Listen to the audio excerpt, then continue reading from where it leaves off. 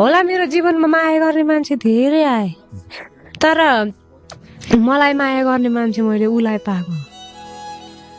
मलाई निस्वार्थ माया गरेको दाइ उसले। हामी धेरै समय साथमा बस्यौं, तर कुनै पनि दिन उसले मलाई शारीरिक सम्बन्धको लागि जबरजस्ती फोर्स गरेन। मलाई त एकदम, मैले भने नि, म त यस्तो सिचुएसनमा छु दाइ, ऊ बाहेक अर्को बुझ्न सक्दिनँ। जे पनि विश्वास गर्न चाहिँ ऊ फर्किन्छ तपाईँको लाइफ, नफर्कियोस् तर सफल होस् दाइ।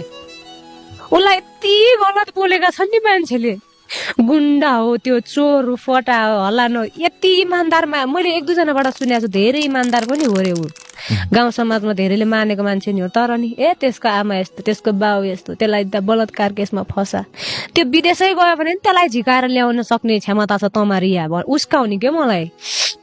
तर मैले सकिनँ दाइ। हिजो मेरो शिर छोएको हातमा म कसरी हतकडी लगाइदिनु। प्रेममा बदनामी मात्र होइन, त्याग पनि हुन्छ दाइ। साँचो प्रेममा म कन्ट्याक्ट विहीन छु दाइ, तर म उसकै नामले सास चलिरहेछ क्या दाइ मेरो। पाउनु मात्रै प्रेम होइन,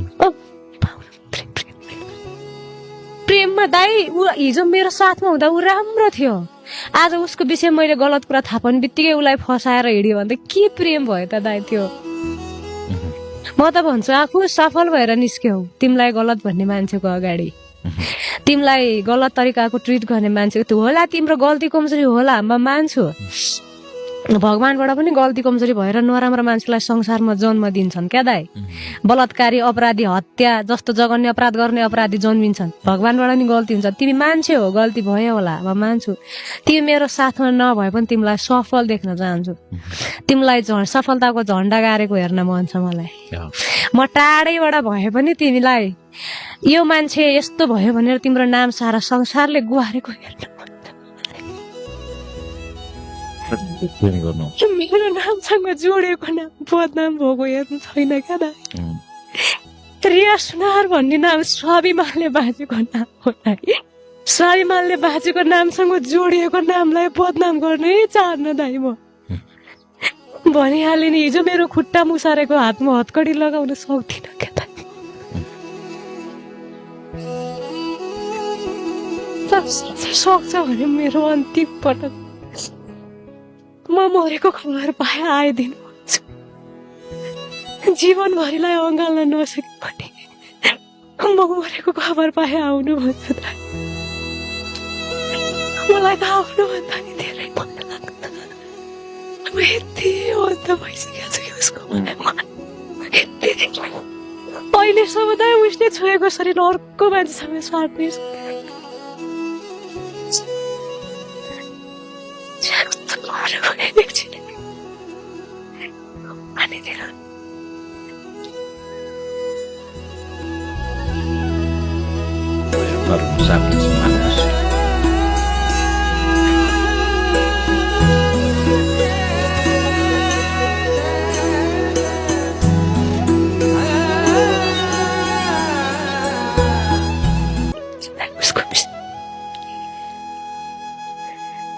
अहिले कुरा हुन्छ। अहिले त कन्ट्याक्ट बिच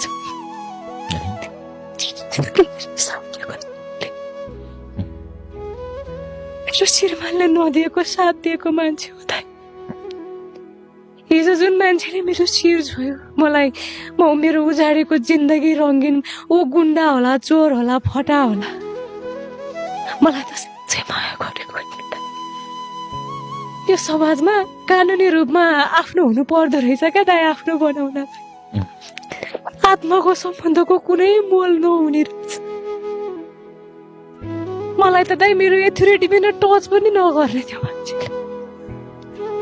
मेरो ब्लडै नामको लुगा धुने, म बिरामी हुँदा दाइ मेरो ब्लड भएको कपडा धुनी नुहाइदिने ऊ मेरो साथमा भयो नि त दाइ, म त खाना नि नबनाउने। त्यति माया गर्ने मान्छे कसरी टाढा भयो त? बाध्यता दाइ, एकदम बाध्यता।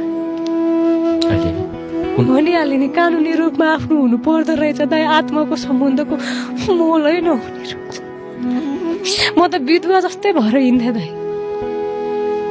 मेरो जिन्दगीमा उसले नै रङ्ग भरेको, विधवा जस्तै भएर हिँड्थेँ। मलाई त कति मान्छेले उसलाई फसाइदिए, यस्तो गरिदिए उस्तो गरिदिए, बलात्कार केसमा हाल्दे यसलाई। हिजो मलाई बिरामी हुँदा स्याहारेको हातमा हतकडी लगाउन सकिनँ दाइ मैले। हतकडी लाउनु र जेल हाल्नु मात्रै पनि त न्याय हो नि। न्याय हो। मलाई त म त भन्छु उसलाई यहीँबाट, यही क्यामेराबाट, आखो तिम्रो विषयमा धेरै मान्छेले गलत बोल्यो, तिमी के थियौ, कस्तो थियौ, गलत थियौ, सही थियौ, तिमीलाई थाहा छ। तर अब आउने समयमा तिम्रो विषयमा गलत बोल्ने मान्छेको अगाडि तिमी राम्रो मान्छे भएर निस्किनु,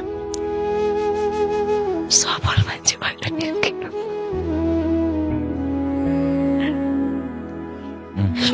मेरो साथ, मेरो सपोर्ट कन्ट्याक्टविहीन भए पनि, तिमीसँग म साथमा नभए पनि मेरो प्रार्थना, मेरो आशीर्वाद सधैँ तिम्रो साथमा छ। तिमी सफल भएर निस्किनु। रियाले आज रियालाई कसरी सोच्यौ भन्दाखेरि खुला किताब मैले भने दाइ, म बिग्रिएर, मलाई बिगारेर मेरो चरित्र नङ्ग्याएर कोही खुसी हुन्छ भने म रेडी छु क्या दाइ। तर रिया कतिपय कुराहरू त सिक्रेट पनि राख्नु पर्ने। सिक्रेट प्राइभेसी कुराहरू सबै भन्दाखेरि तपाईँ 50 जना खेलाएर हिँडे पो सिक्रेट राख्नु दाइ। उसलाई माया गरेर मैले भने नि होला, मेरो जीवनमा माया गर्ने मान्छे धेरै आए, तर मलाई माया गर्ने मान्छे मैले उसलाई पाएको। मलाई निस्वार्थ माया गरेको दाइ उसले। हामी धेरै समय साथमा बस्यौँ, तर कुनै पनि दिन उसले मलाई शारीरिक सम्बन्धको लागि जबरजस्ती फोर्स गरेन।